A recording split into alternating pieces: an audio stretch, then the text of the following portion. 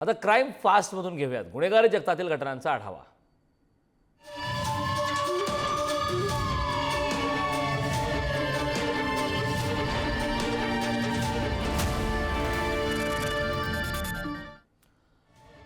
जालन्याच्या कैकाडी मोहल्ला भागातील दारू अड्ड्यावर पोलिसांनी छापा टाकला। कदीम जालना पोलिसांनी ही कारवाई केली।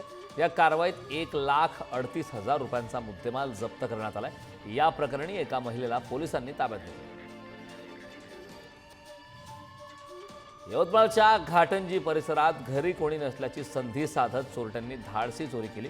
सोन्या चांदीचा ऐवज तसेच 40,000 रुपये रोख असा एकूण 3.25 लाख रुपयांचा मुद्देमाल चोरांनी लंपास केला।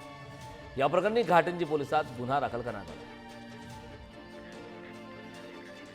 पिंपरी चिंचवडच्या भोसरी परिसरात 2 तरुणांनी 7 ते 8 चारचाकी वाहनांची तोडफोड केल्याची घटना घडली आहे। दोघांनी कोयता आणि लाकडी दांडक्याने वाहनांच्या काचा फोडल्यात।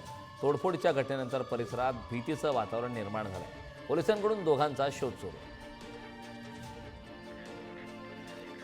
जालन्याच्या दुधना नदीपात्रातून अवैध वाळू उपसा करणारे 2 ट्रॅक्टर पकडले। परतूरमधील महसूल विभागाच्या पथकाने ही कारवाई केली।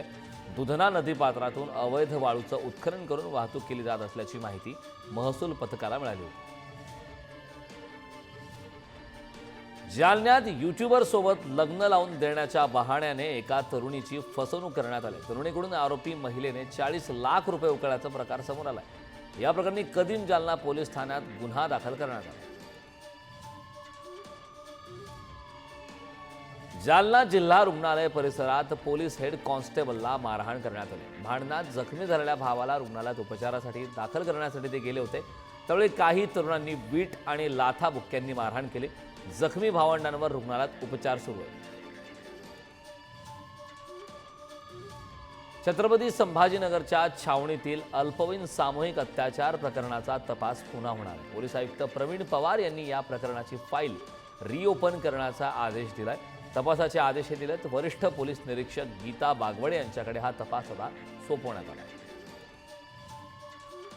पुण्याच्या बाणेर पोलीस ठाण्यातील 3 कर्मचाऱ्यांना तडकाफडकी निलंबित करण्यात आले। त्यांच्यावर 5,000ची लाच मागून तडजोडी अंती 3,000 रुपये घेतल्याचा आरोप आहे। कॉप्स 24 चे बीट मार्शल म्हणून हे तिघे काम करत होते। छत्रपती संभाजीनगर शहरातील हत्येच्या गुन्ह्यात मृताच्या पत्नीचा सहभाग असल्याचं निष्पन्न झालंय।